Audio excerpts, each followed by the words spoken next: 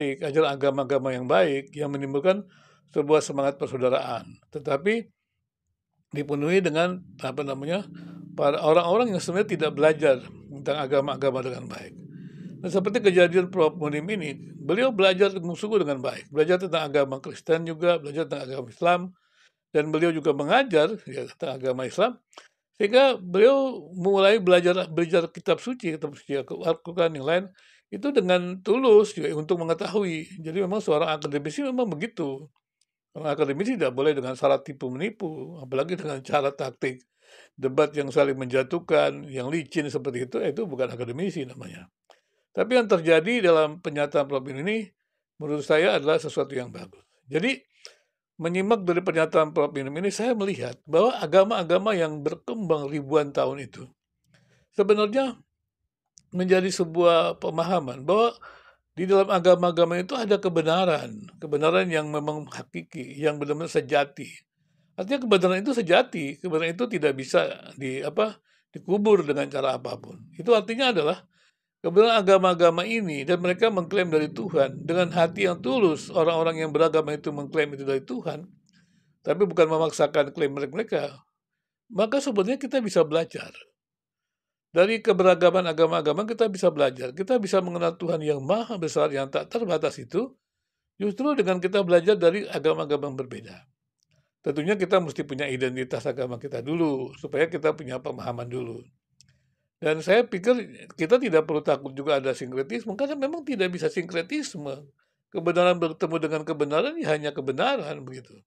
Kecuali kebenaran dengan kejahatan, kebenaran dengan ya kebohongan, itu sudah tidak tahu lagi namanya. Tidak ada nilai di sana.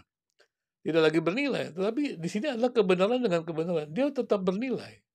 Jadi kebenaran Kristen, kebenaran Islam, kebenaran Hindu, kebenaran Buddha, dia adalah kebenaran.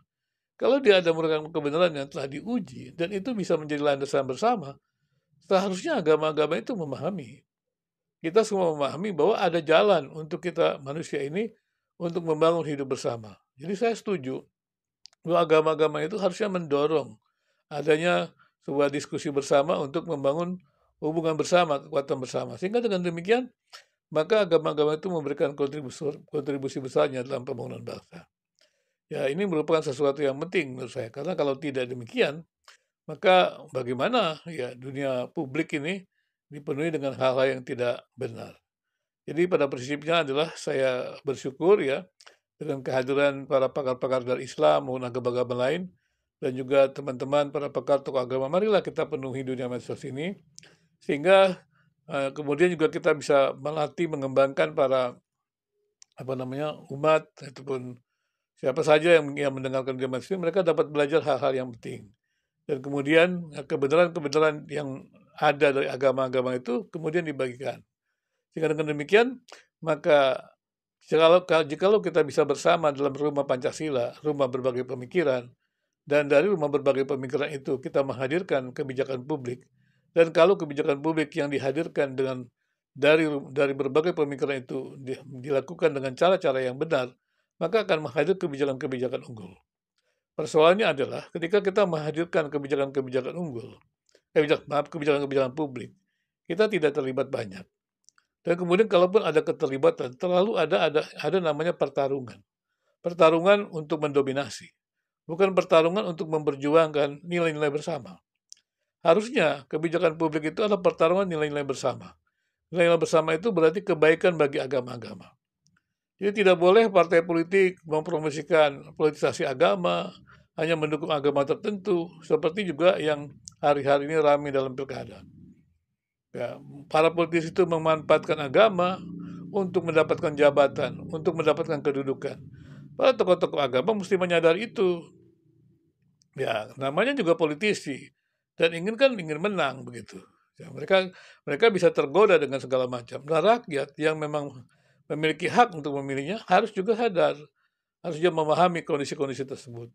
Demikian juga tokoh-tokoh agama secara khusus jangan terjebak dan jangan termanipulasi atau terbujuk dengan permainan-permainan tokoh politik yang ingin menggunakan agama untuk mendapatkan dukungan. Karena tokoh-tokoh agama itu kan punya umat. Karena tokoh-tokoh agama punya umat, maka kemudian mereka memakainya. Dan kemudian juga umat mesti dewasa. Ya, jangan sampai juga, ada indoktrinasi tertentu dari tokoh-tokoh agama, sehingga rakyat menjadi, ya mengikuti, bukannya menjadi, berdaulat, tetapi justru kemudian dipakai menjadi alat untuk kepentingan, individu atau kelompok tertentu. Jadi sekali lagi, ya saya senang dan saya bersyukur dengan ruang medsos yang kembali makin dipenuhi dengan para tokoh agama, para pemikir, para peneliti tentang agama dan masyarakat yang hadir, dan teman-teman yang terus mengadakan, sensasi-sensasi di ruang publik. Ya kita berharap bisa tenang, bisa belajar dengan baik daripada terus disasar undang-undang penodaan agama. Lebih baik kita membuat sesuatu yang memberikan kontribusi positif. Untuk apa sih mengejar sesuatu, ya uang ataupun kekuasaan dengan cara-cara yang tidak baik, apalagi dengan mengatasnamakan agama. Karena agama itu harus memuliakan Sang Pencipta dan memuliakan sesama. Jadi debat-debat agama yang menghancurkan yang lain, menista, menghujat adalah sesuatu yang harus ditinggalkan. Karena itu tidak sesuai dengan kemanusiaan yang beradab. Manusia yang sama-sama adalah ciptaan Tuhan harus dihormati. Dan kiranya dialog-dialog agama di ruang YouTube ini akan membuat umat beragama di Indonesia semakin mendapatkan informasi yang tinggi, yang baik, dan kemudian juga